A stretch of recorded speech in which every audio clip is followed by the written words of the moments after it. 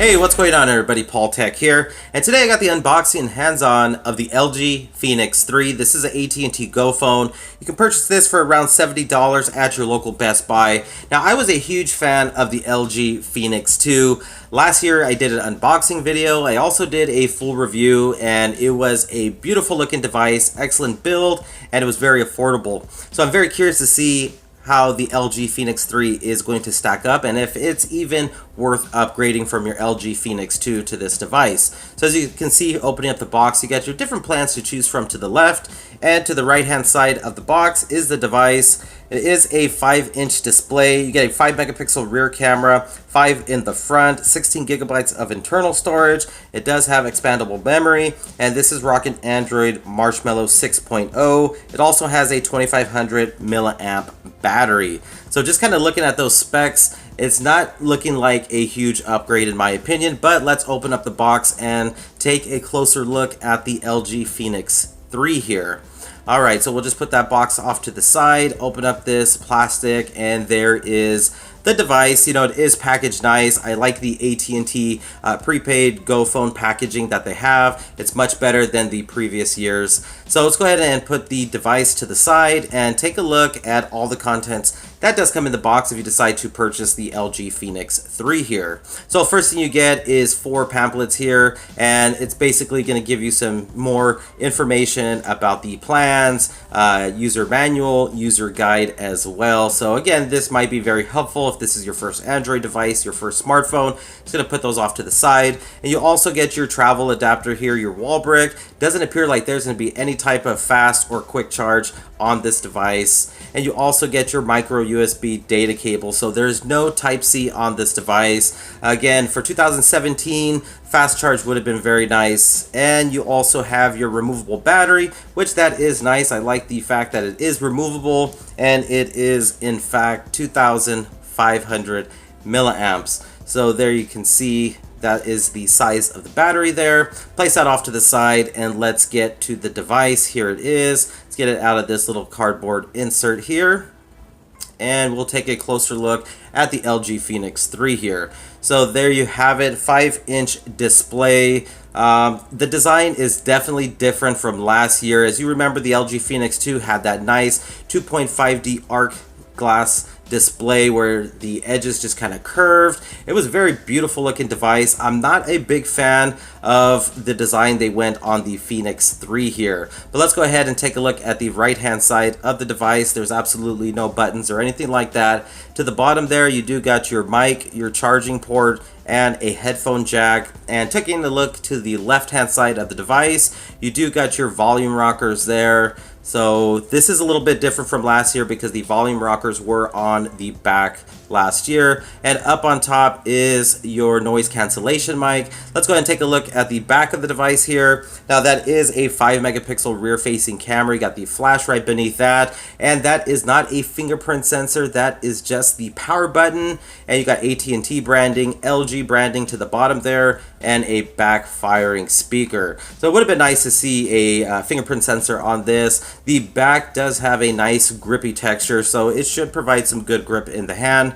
The back is removable, which is good. You do have that removable back. Great, because you can buy spare batteries, swap them out. If the back cover gets damaged, you can just replace it. And then you also get access to your SIM card and your micro SD card for expandable storage. So this battery here, this 2500 milliamp hour battery, is actually larger than last year's LG Phoenix 2 because that had a 2125 milliamp hour battery.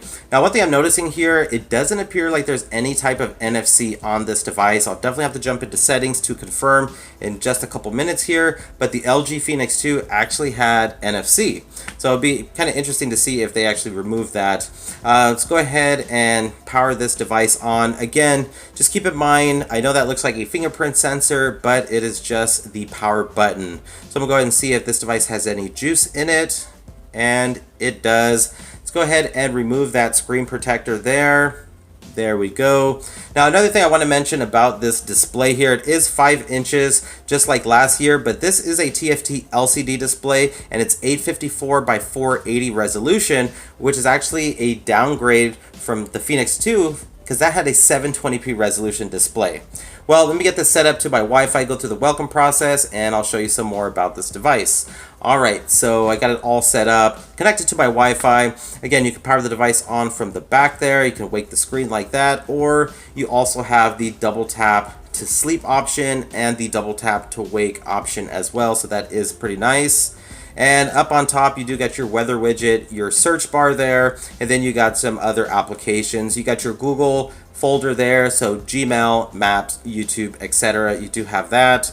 And then moving on, let's go ahead and open up the dialer real quick and see, yes, you do have that video calling feature, which is very nice.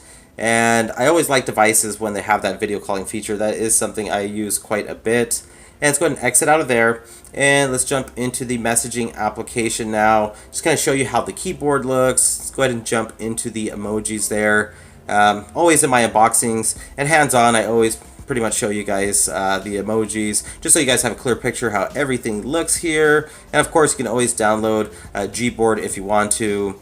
And then you got your camera there, you got your gallery, your Chrome to the bottom, and then you got these other folders up on top. So let's go ahead and click on this one. This is your tools folder, so calculator, clock, and some other options there. You got quick memo as well, so that's pretty nice. And then you got your LG folder here, which you also have FM radio and LG Smart World, so I like those two.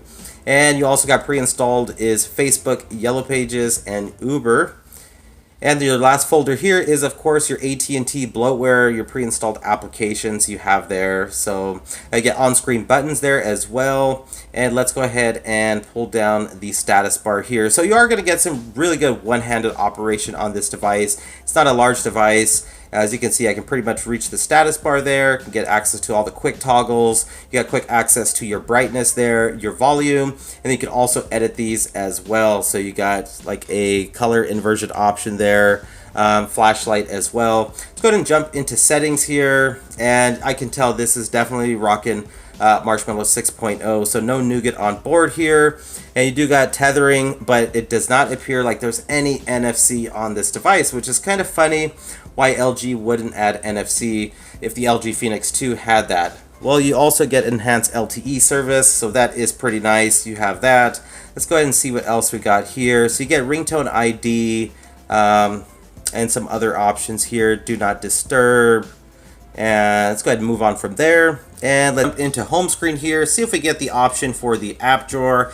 And there we got it right there on the bottom, home and app drawer. So all you got to do is click on that, and then you got your app drawer. So out of the box, there is no app drawer. I guess that's kind of the thing with LG and their devices. They just have that disabled, but you can definitely enable that in settings. And they got some options up on top for widgets. You can search for applications, and they get some other options there as well. So yeah, that's basically how it looks. Let's go ahead and jump back into settings here and jump into lock screen. So like I mentioned, no fingerprint sensor on this device. So your security features are going to be swipe, not code, pattern, pin, and password. So those are the options you have for security features.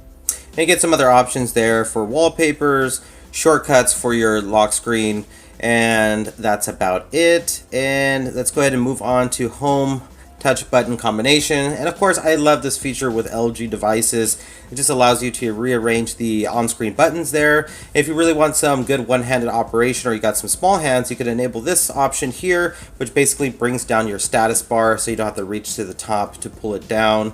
So good customizable features you got there. You can also change the font type, font size. You can have bold text there, screen timeout, and that looks to be about it. And let's jump into storage here.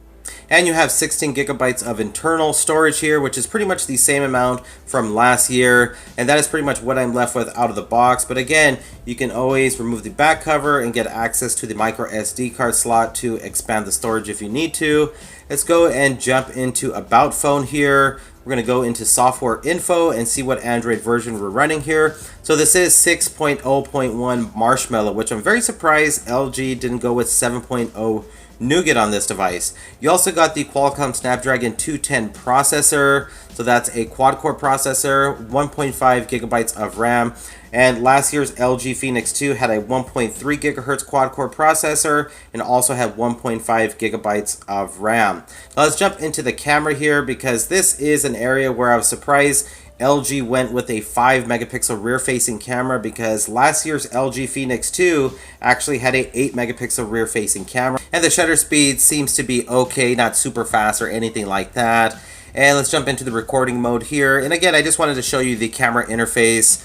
You can take photos while recording, you can pause and resume recording with this 5 megapixel rear facing camera. You got some options to the side there. And let's go ahead and take a look. So the highest resolution you're going to be able to record in is going to be HD. So that's going to be 720p resolution. You also got timer on this, cheese shutter, which you can basically take a photo by saying those different phrases there. Wrap up my unboxing and hands-on with the LG Phoenix 3. I'm going to be completely honest with you guys here. I'm actually a little disappointed. I was expecting more with the Phoenix 3, just for the simple fact that the LG Phoenix 2 was actually a good device. It had a nice modern design with the 2.5D arc glass. You had 720p resolution, and the Phoenix 3 they dropped it down to 480p. You also had a 8 megapixel rear facing camera on the LG Phoenix 2. Now you got a 5 megapixel rear facing camera on the LG Phoenix 3. You had NFC on the LG Phoenix 2, and now you have 0 NFC on the LG Phoenix 3. So in my personal opinion, if you're coming from an LG Phoenix 2, this is not an upgrade. Just keep that device or go for something else. But yeah, there you have it. That is the unboxing and hands-on of the LG Phoenix 2. Again, you can purchase this at your local Best Buy for about $70. Let me know what you guys think about this phone in the comment section below. If you enjoyed the video, hit the thumbs up button and please subscribe for more future videos. This is Paul Tech, and I will talk to you on the next one. Bye.